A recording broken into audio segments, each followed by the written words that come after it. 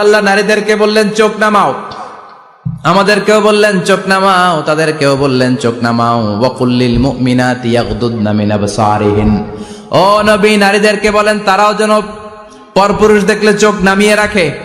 ওয়া ইয়াহফাযনা ফুরুজাহুন্না, তারা যেন তাদের প্রাইভেটসকে হেফাজত করে। ওয়ালা ইউবদিনা যিনাতাহুন্না ইল্লা মা যাহারা মিনহা, দেহের সৌন্দর্য যেন বের না করে দেয়। ওয়ালইয়াদরিবনা বিখুমুরিহিন্না আলা জুয়ুবিহিন্না, আর তাদের বুকের উপরে যেন একটা চাদর নামিয়ে দেয়। সুবহানাল্লাহ। ওড়নাটা যেন উন্নত বক্ষটা তারা ঢেকে রাখে। এখন বুকের উপরে ওড়না থাকে না, ওড়না থাকে গলায়, ঠিক কিনা? অবশ্য এইখানে যে বোনেরা আসছে এদের এই সমস্যা নাই, এরা সবাই বোরকা পরে আসছে। এদের আত্মীয় স্বজনের মধ্যে ঝামেলা থাকতে পারে, তো আপনারা যে পৌঁছে দিবেন। ওড়না থাকবে কোথায়? নারীদের বুকের উপরে ওড়না থাকবে, চাদর থাকবে। গলার মধ্যে ওড়না রাখার জন্য বলা হয় নাই। ওয়ালিয়াদরিবনা বিখুমুরিহিন্না আলা জুয়ুবিহিন্না, বুকের উপরে রাখো, নিজেকে ঢেকে রাখো, হেজাব করো। হেজাব করলে নারীর মর্যাদা বাড়িয়ে দেয় কে? সম্মানিত বোনেরা, নারী স্বাধীনতার কথা যারা বলে টেলিভিশনে, এগুলো শুনে আপনারা ভড়কে যাবেন না, এগুলো শুনে আপনারা পাগল হবেন না। মনে রাখবেন হেজাব আপনার অধিকার, হেজাব নারীর অধিকার, এটা নারীর সৌন্দর্যের প্রতীক।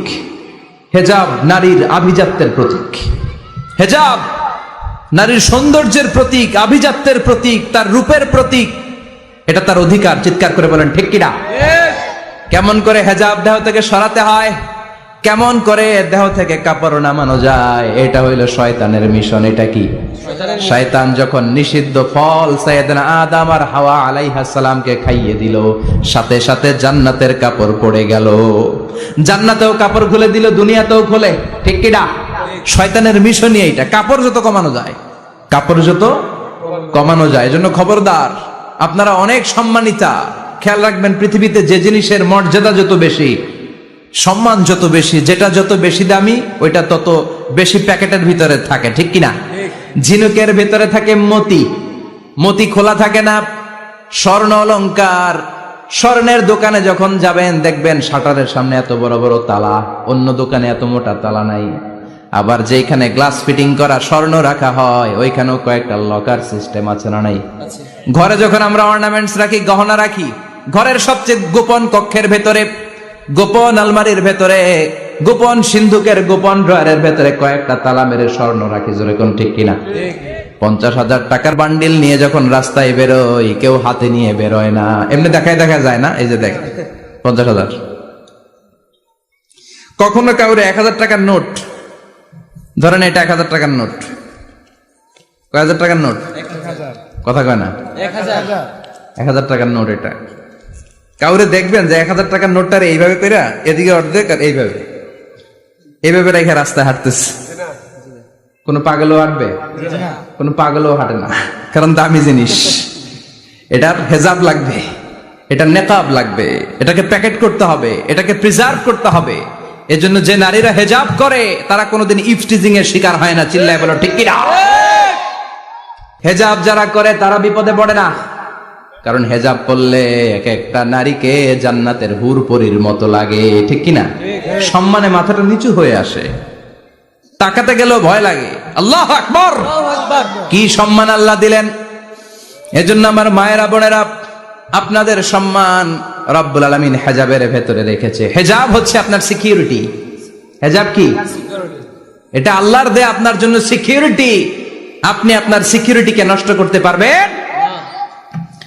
এজন্য ইসলাম বলে খবরদার, নারী যদি কোনো দূরের জায়গায় সফর করে, দূরের রাস্তায় সফর করে, নারী যেই তো সম্মানিত, একা একা কোনো নারী যেতে পারবে না। সিকিউরিটির দরকার আছে না নাই?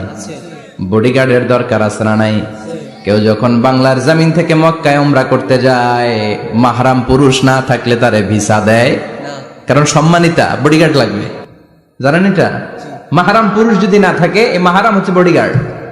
মাহরাম পুরুষ না থাকলে উমরার ভিসা হয় না, হজের ভিসা হয় না, কারণ লম্বা সফর, আর যে সফর করবে সে সম্মানিতা। সম্মানিতা নারীর জন্য সিকিউরিটির দরকার আছে না নাই? বডিগার্ড লাগবে কি লাগবে না? কি সম্মান ইসলাম আমাদেরকে দিল বুঝলামই না আমরা। আপনাদেরকে প্রোটেক্ট করার জন্য, আপনাদের সিকিউরিটি এনশিওর করার জন্য আল্লাহ তাআলা হেজাবের বিধান দিয়েছে। চিল্লায় পড়েন সুবহানাল্লাহ। এজন্য নারীর সম্মান, নারীর মর্যাদা রব্বুল আলামিন হেজাবের ভেতরে দিয়েছে। আবার নারীর মধ্যেও হেজাবের তারতম্য আছে না নাই? যাদের বয়স বেশি তাদের হেজাব কম, যাদের বয়স কম তাদের হেজাব বেশি। সুবহানাল্লাহ, কি ব্যালেন্স! কিন্তু রাস্তায় দেখবেন নানির হাতে হাত মোজা, নানি নাতনি, নানির হাত মোজা আছে, পা মোজা আছে, গায়ে বোরকা আছে দুইটা, সাথে ষোড়শী অষ্টাদশী তরুণী তন্নি যুবতী নাতনিটার বুকের মধ্যে কাপড় নাই, গলায় আছে ওড়না, আছে না নাই? তার মানে পুরাই উল্টা।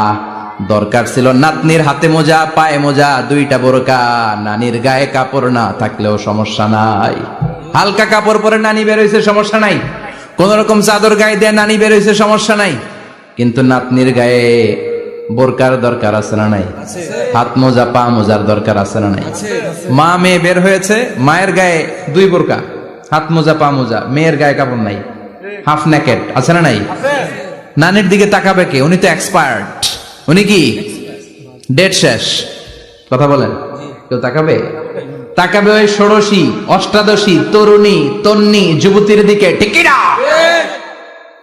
এজন্য ইসলাম বলে খবরদার, হেজাব ছাড়া বের হওয়া যাবে না, নেকাব ছাড়া বের হওয়া যাবে না। বিশ্বনবী বললেন, মা তারাকতু মিন বাদি আদাররা আলার রিজালি মিনান নিসা, আমি চলে যাব কিন্তু আমার পরে আমার পুরুষ উম্মতদের জন্য নারীর চাইতে বড় কোনো ফিতনা আমি রেখে যাই নাই। আর বনি ইসরাইলের জামানায় সবচেয়ে বড় ফিতনা হয়েছিল নারীর ফিতনা, নারী কেলেঙ্কারি। এই জন্য নারীরা, বোনেরা, আপনাদেরকে সাবধান থাকতে হবে। নারীর ফিতনা বড় ফিতনা। নারী ভালো হলে সবচেয়ে ভালো, নারী খারাপ হলে নারীর চেয়ে খারাপ কেউ হতে পারে না। এজন্য নারীদের জন্য আল্লাহ কিছু মডেল দিলেন, নারীদের জন্য আল্লাহ কিছু আদর্শ পাঠালেন, নারীদের জন্য আল্লাহ শিক্ষণীয় মহীয়সী কিছু নারীর জীবনে দিলেন। বললেন, এই জীবনীগুলো পড়ো, তোমাদের জীবনটারে উজালা করে দিবে কে? আল্লাহ বললেন, দারাবাল্লাহু মাসালাল লিল্লাযীনা আমানু ইমরাতা ফিরআউন। গোটা বিশ্বের সব নারীদের জন্য রব্বুল আলামিন কুখ্যাত সন্ত্রাসী ফেরাউনের বউকে মডেল বানিয়ে দিয়েছে। সুবহানাল্লাহ পড়েন। সুবহানাল্লাহ। কাফেরের বউ মুমিন নারীদের মডেল, আবার নবীর বউ কাফের নারীদের মডেল, আছে না নাই? নূহ আলাইহিস সালাম আল্লাহর সব চাইতে প্রিয় নবী, প্রিয়দের একজন, কিন্তু তার বউ কাফেরদের মডেল। আর কুখ্যাত সন্ত্রাসী ফেরাউন, তার বউ আসিয়া মুমিন নারীদের মডেল। আল্লাহু আকবার। 6 জন নারীর জীবনীর কথা আমি রেকমেন্ড করি, সাজেস্ট করি যে 6 জন নারীর জীবনী মুখস্থ, ঠোঁটস্থ, অন্তস্থ থাকতে হবে প্রতিটা নারীর জন্য। আশা করি মায়েরা, বোনেরা শুনছেন, আশা করি আপনারা কান লাগিয়ে শুনছেন, অনুধাবন করার চেষ্টা করছেন। আপনাদের জন্য 6 জন নারীর জীবনী পড়া অবধারিত।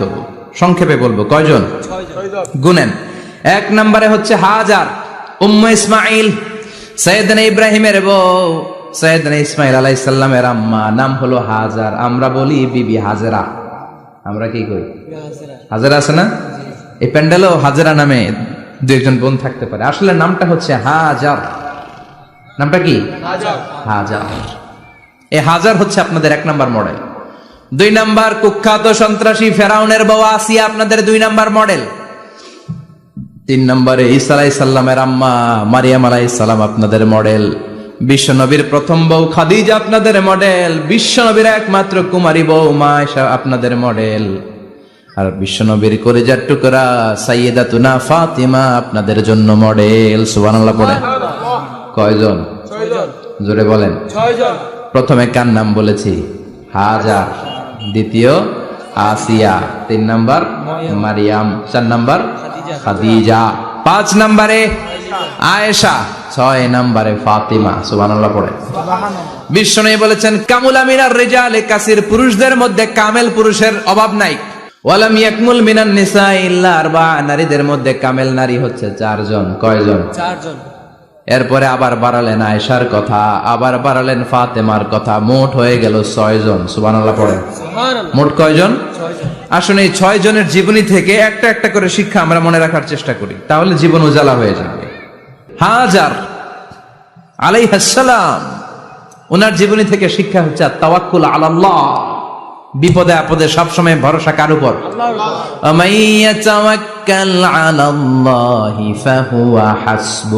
যে ব্যক্তি আল্লাহর উপর ভালো করে তাওয়াক্কুল করে একমাত্র আল্লাহই তার জন্য যথেষ্ট হয়ে